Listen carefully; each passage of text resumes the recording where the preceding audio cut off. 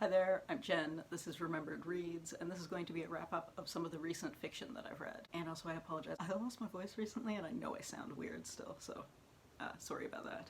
First up, I have C.S. Friedman's Dominion. This is a prequel novella for her Coldfire trilogy, which was published back in the early 90s. This was published about 10 years ago, and was published independently, just a fun thing for her fans. As a story on its own, I was honestly kind of disappointed with this. It gives you the history of how one of the main characters in the Coldfire trilogy, the sort of vampire-ish character, came to be in the forest that we know from the original series. So it fills in kind of a question that maybe some fans had, but it wasn't particularly satisfying. It didn't have really the same tone as the series itself. So as a side piece, it was kind of entertaining to see the character again. It has been a very long time since I've read the original series, so maybe someone who read it more recently might enjoy this a little bit more, but as a story on its own, I was a little disappointed.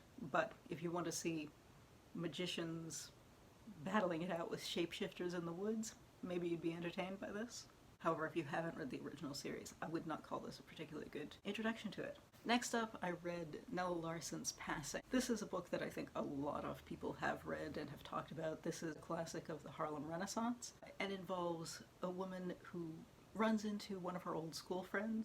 They're both mixed-race women who were raised as black. One of them has chosen to pass as white, which her husband doesn't know, and the main character is someone who remained black socially. And we also meet a third classmate of theirs who also married a white man, but whose husband knows her history, and so she isn't passing, but her children are essentially white in this context. I don't know how much I can say about this. This is, as I said, a book a lot of people have talked about.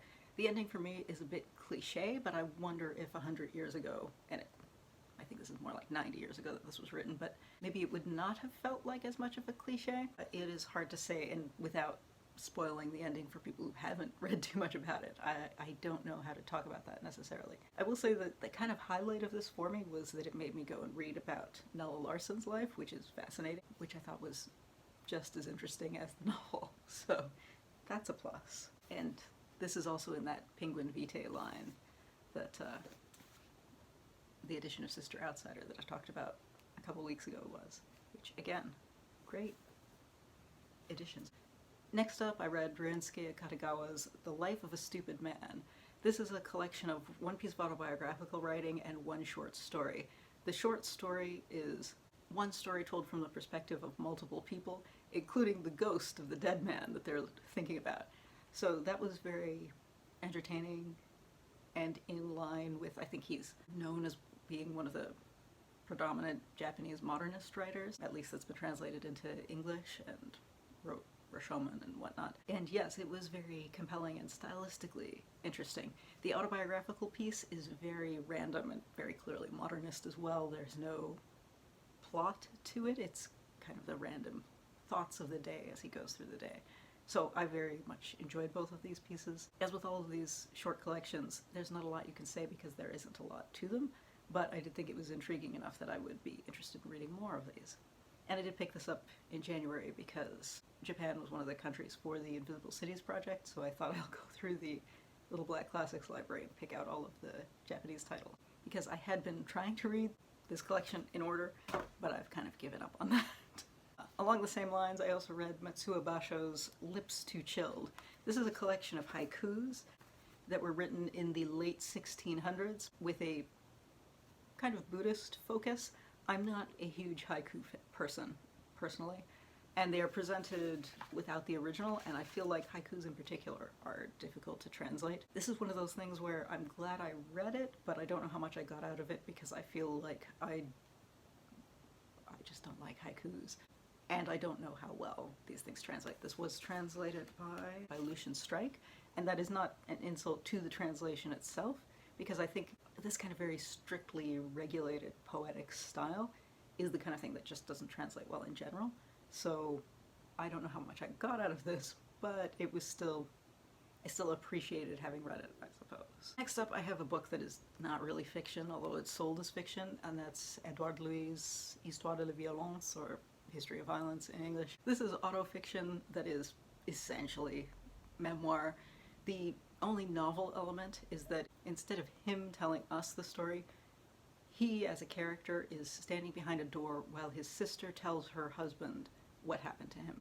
This tells the story of how on Christmas Eve he hooked up with a guy, took him home, and when he realized that that guy was stealing his phone, the guy raped and attempted to kill him. And he then goes through the process of his very middle-class friends in Paris are telling him report it to the police, but he's from a working-class northern family, and he's like, well, his grandfather and his cousins had gone to prison, and it didn't do anything for them, so he doesn't really want to do that initially, but they talk him into it, so he does, and then he's frustrated with it because the police kind of apply a layer of racism to it because the guy that he had hooked up with was of Algerian heritage, and they focus on that in a way that he realizes he should have gone with his initial instincts, so it goes through that, it goes through the kind of trauma that he deals with afterwards that's affecting the way he thinks. This is one of those books that I don't know how to talk about because it is sold as a novel when it is so clearly memoir. All of these things happened. So the idea that having that be the step away where he's listening to his sister tell the story isn't enough separation. So this is challenging because I enjoy a lot of autofiction, but this doesn't put enough fiction in the autobiography. So I appreciated this, but if it were slightly more fictionalized or just a memoir, I would have liked it more. It's weird to say liked it when it's about this kind of topic, but you know. So would I recommend that people read this if they're not going to be traumatized by all of the subject matter? Yes, but it is written in a format that I find frustrating, I guess is the way I would describe that. And finally I read a graphic novel called As the Crow Flies by Melanie Gillman. I've seen Ariel from She Wants the Diction talk about this quite a bit. She loves this one. I loved the art in this. I thought the art was fantastic. It's all color pencil style. And we follow a girl who goes to a wilderness camp.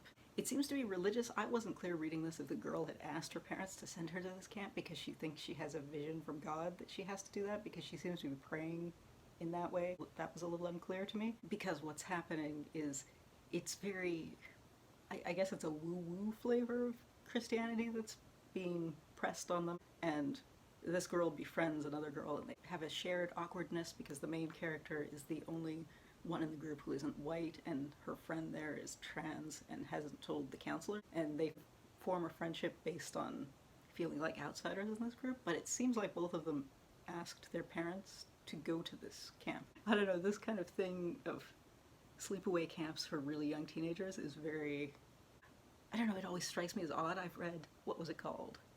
Honor Girl, I guess, a couple years ago I read that one, which is another one that's been popular on BookTube, and I don't know, there's an element of,